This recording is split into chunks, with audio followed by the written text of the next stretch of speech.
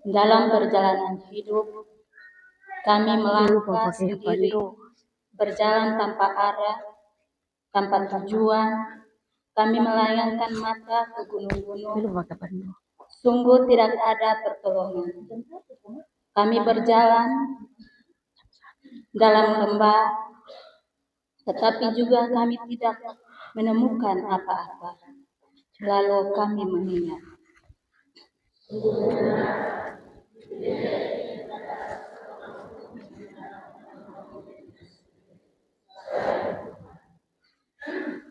Tiada ada seorang pun yang berakal budi, tiada seorang pun yang berbuat baik, tiada seorang pun yang mencari Allah. Lalu kami mengingat.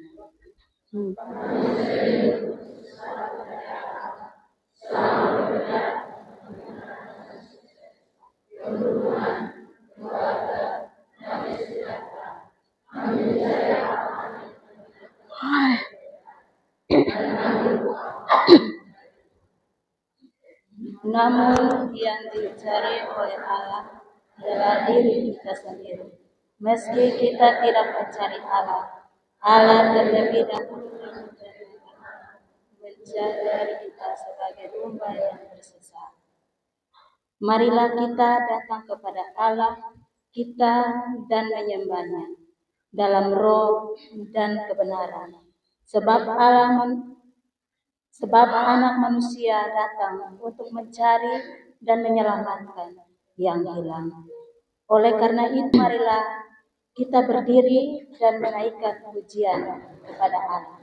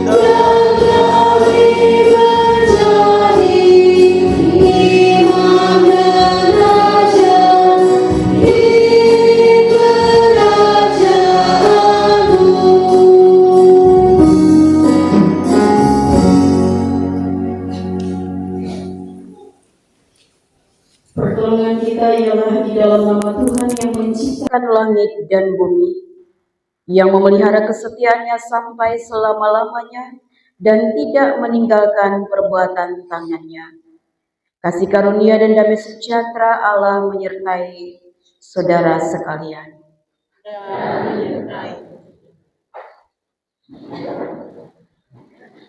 Jemaat yang dikasihi Tuhan,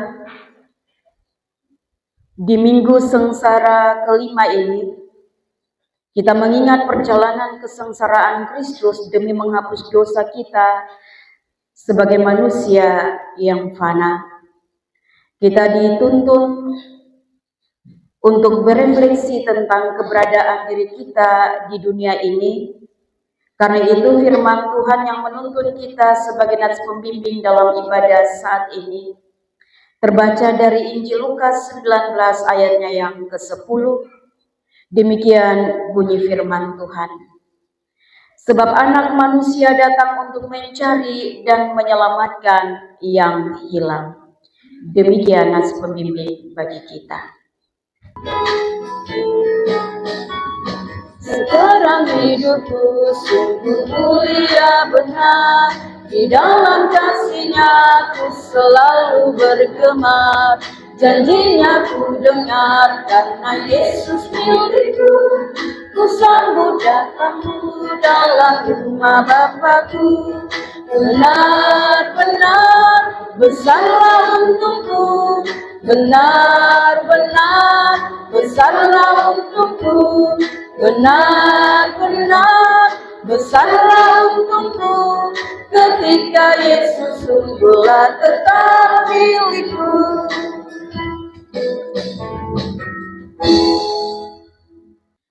Bapak, Mama, bersaudara, anak-anak yang diberkati Tuhan, Shalom. Saudara yang terkasih, tatkala kita mengalami kehilangan barang berharga, tentu kita akan merasa sedih dan ada upaya kita akan berusaha untuk mencari barang berharga yang hilang itu. Misalnya Bapak, Mama, Saudara, kalau ketong memegang uang sebesar 1 juta, lalu kita mengalami kehilangan 100.000, maka uang yang tersisa 900.000. Bagi beberapa orang, dia akan mencari 100.000 itu sampai ketemu. Namun saudara, bagi beberapa orang lainnya, dia akan berpikir bahwa masih ada uang yang lain dan tidak perlu untuk mencari yang 100.000 itu. Dan biasanya orang bilang 900 masih ada di tangan. Anggap saya yang 100.000 itu buang sia. Atau merasa esan perlu lagi biar su. Atau mungkin itu berkat untuk orang lain. Nah, saudara yang terkasih, dalam kehilangan yang dirasa oleh manusia, itu cukup berbeda dengan yang dirasa oleh Tuhan. Jika kita mengalami kehilangan khususnya domba-domba, kalau di pihak Tuhan, kalau Tuhan mengalami kehilangan domba-domba, maka Tuhan akan mencari yang hilang itu sekalipun hanya 1. Dalam ayat 4 dan juga ayatnya yang ke-8, itu sama di bagian yang terakhir dari ayat itu. Pergi mencari yang sesat itu sampai ia menemukannya. Dan di ayat 8, mencarinya dengan cermat sampai ia menemukannya. Kata yang sama, mencari dan kemudian sampai menemukan. Itu kalau Tuhan kehilangan domba-domba, pasti akan cari sampai dapat. Saudara yang terkasih, dalam renungan ini kita akan merenungkan 2 perumpamaan Yesus tentang kehilangan, yaitu perumpamaan domba yang hilang dan juga dirham yang hilang. Bapak Mama, saudara yang terkasih, menurut Bapak Mama, benarkah meninggalkan 99 domba itu untuk mencari 1 yang hilang? Kalau dari kota cara berpikir, itu benar pesonde kalau meninggalkan 99 lalu hanya pergi untuk mencari yang 1 ini. Dan yang 1 ini kepala batu, yang 1 ini mencengkelkan. Tentu dari sisi manusia, intinya 99 ada di kota, yang 1 ini freke lu. Kapan lu mau datang, nggak datang. Saudara yang terkasih, berbeda dengan Yesus. Yesus lebih peduli pada 1 orang yang tersesat dibandingkan dengan banyak orang yang sudah berada di jalan yang benar. Seorang perempuan dia mencari 1 dirham yang hilang dari 10 dirham. Dan bagi dia, dirham itu penting. Dan kehilangan itu membuatnya untuk dia berusaha lebih keras dan mencarinya. Saudara yang terkasih, ini mengingatkan kita bahwa setiap pribadi, setiap individu meskipun sedikit, tetapi dia memiliki nilai yang besar di mata Tuhan. Walaupun hanya 1 saja. Dan bagi kita tidak berarti, di mata manusia sangat berarti.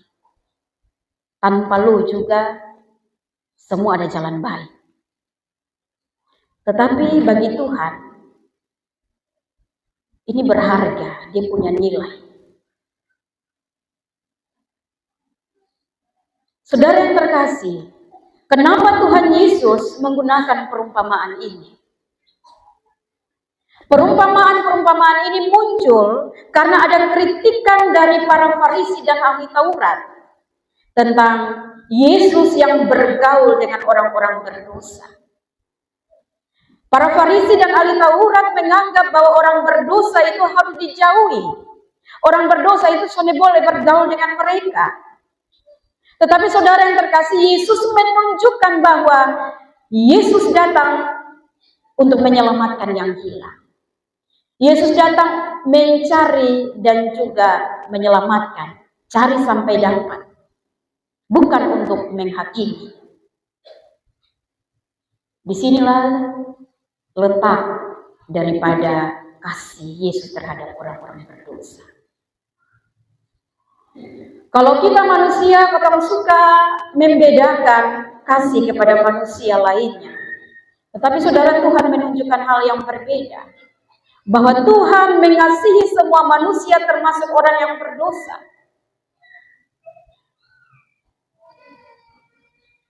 Kasih Tuhan itu tidak terbatas. Tidak terbatas dalam memandang siapa dia, apapun kondisinya. Yesus tidak memandang itu. Namun saudara, seringkali kita jatuh dalam sikap menghakimi seperti yang dilakukan oleh para Farisi dan para ahli Taurat. Manusia cenderung menyalahkan orang lain dan merasa benar sendiri. Dan saudara, sikap ini ditentang oleh Yesus yang mengajarkan kita untuk mengasihi dan harus menerima semua orang, termasuk yang dianggap berdosa. Saudara yang terkasih, kenapa demikian? Kenapa Yesus punya sikap demikian? Karena betul semua ini adalah domba-domba yang hilang. Sejak kejatuhan Adam dan Hawa, tidak ada yang benar di hadapan Tuhan. Maka kita perlu pengampunan. Kita perlu untuk Yesus, Tuhan harus datang untuk mencari kita sampai menemukannya. Saudara dan saya perlu pengampunan, dan ini mengajak kita untuk harus rendah hati. Rendah hati menyadari bahwa kita juga butuh pertolongan. Marilah kita juga mengasihi orang lain tanpa kita membeda-bedakan mereka. Mengasihi dengan perkataan, mengasihi dengan perbuatan dan pikiran kita. Saudara yang terkasih, kenapa demikian? Karena mengasihi Allah yang tidak terlihat, bilang mengasihi Allah walaupun tidak terlihat. Tetapi mengasihi Allah yang tidak terlihat ini salah satunya dapat kita lakukan dengan mengasihi sesama kita yang terlihat. Soalnya bisa bilang, beta mencintai Tuhan, mengasihi Tuhan, mencintai peraturan-peraturannya, ketetapan-ketetapannya. Tetapi lalu kemudian orang yang di depan kita, yang ada di sekitar kita, yang ada bersama dengan kita, yang terlihat ini, sonde pandang mereka. Saudara yang terkasih, kasih Tuhan melewati batas-batas tembok. Kasih Tuhan itu tanpa sekat, di luar dari kebiasaan. Mengasihi versi Yesus itu tidak pakai batasan, tidak ada alasan. Itulah kasih versi Yesus. Tidak ada batasan dan tidak pakai alasan. Papa Mama kekasih-kekasih Tuhan, Yesus adalah gembala yang mencari dombanya. Dia menunjukkan bahwa dia selalu mencari yang terhilang. Bahkan dia akan memastikan agar domba-dombanya tetap aman dan selamat. Yesus rela memberikan nyawanya. Ia tidak seperti gembala-gembala yang lain. Yesus adalah gembala yang berinisiatif untuk mencari dan menyelamatkan domba-dombanya. Karena, saudara yang terkasih, kehilangan satu domba, kesedihan kehilangan satu domba itu sama dengan kesedihan kehilangan 99 domba lainnya. Setiap kita juga, Bapak Mama, Bapak Saudara yang terkasih, kotong semua ini juga adalah gembala bagi diri kita. Kita juga adalah gembala bagi keluarga kita. Kita juga adalah gembala bagi komunitas lainnya. Mari kita belajar menjadi gembala yang baik seperti Tuhan Yesus, yang peka terhadap orang-orang yang merasa jauh atau yang sudah kehilangan arah. Bahkan jika itu adalah diri kita sendiri, maka berusahalah untuk mau memberi diri juga untuk dicari oleh Sang Gembala. Sebab saudara, ada sukacita karena pertobatan. Akan ada perayaan sukacita karena pertobatan. Bapak Mama, Bapak Saudara yang terkasih, saya pernah bilang bahwa lebih baik menjadi domba yang hilang. Domba yang hilang ini kalau dia tersesat, dia masih punya suara. Dia tagae di pohon duri manapun, dia mengeluarkan suara. Dan gembalanya akan cepat menemukan domba yang hilang atau yang tersesat itu. Ketimbang dirham yang hilang. Dirham yang hilang itu menggambarkan tentang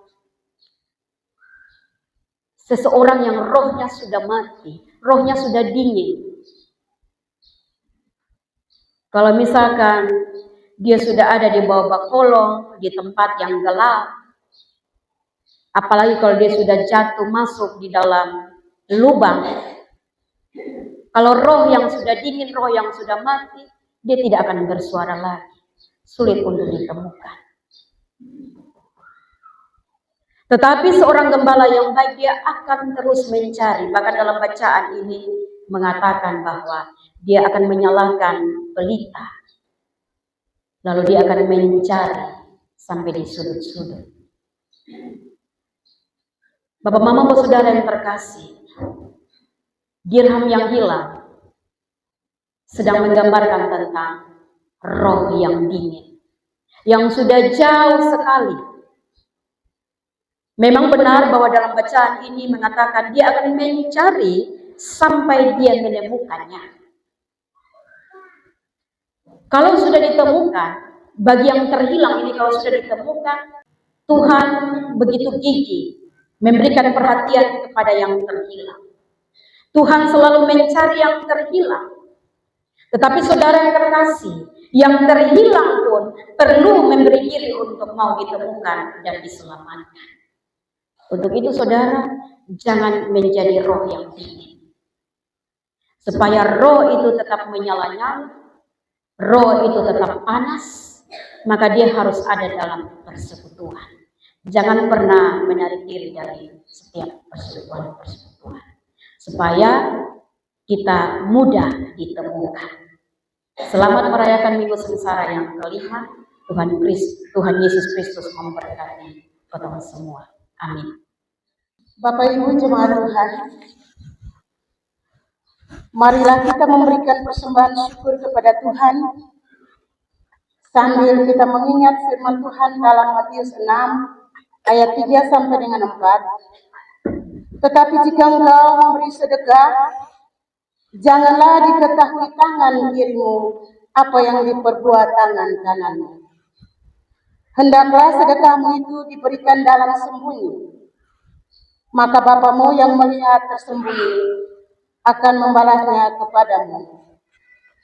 Bapa Mama, mari kita berdoa. Bapa kami yang di surga, inilah kami hamba-hambamu yang berserah diri kepadamu di dalam kebaktian pagi hari ini. Kalau kami masih ada sampai dengan saat ini Tuhan, bukan karena hebat dan kuat kami. Kami mengaminkan Tuhan bahwa apapun yang terjadi dalam kehidupan kami, tidak ada satupun di luar kehendak. Karena itu Tuhan, kami bersyukur dan berterima kasih kepadamu. Di tangan kanan, tangan kami masing-masing Tuhan, ada persembahan yang kami persiapkan dari rumah tangga kami masing-masing. Kami tahu Tuhan, bahwa semua itu bersumber daripada-Mu. Kami kembalikan ke dalam tangan pengasihan. Tuhan memberkati persembahan-persembahan ini, agar berguna bagi pelayanan firman-Mu di dalam gereja. Berkatilah hidup dan kehidupan kami. Berkatilah usaha dan pekerjaan kami. Berkatilah persembahan-persembahan yang kami bawa, teristimewa tubuh-tubuh kami yang hina ini. Layakkanlah kami Tuhan, untuk kami terus ada di dalam kasih dan pengampunan. Di dalam nama Tuhan Yesus, kurban yang hidup, kami sudah berdoa. Amin.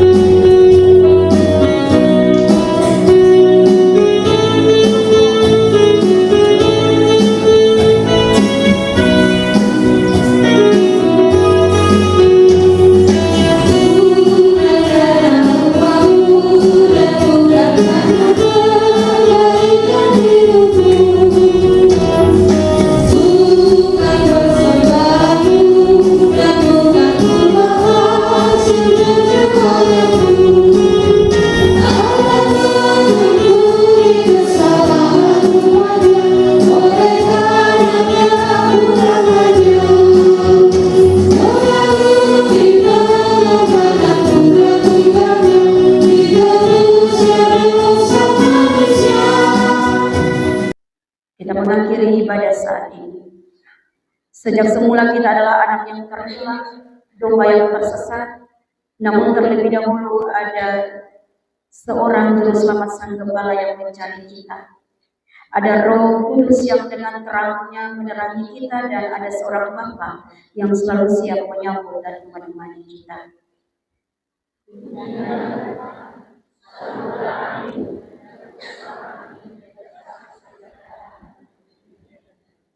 Jemaat disilakan berdiri.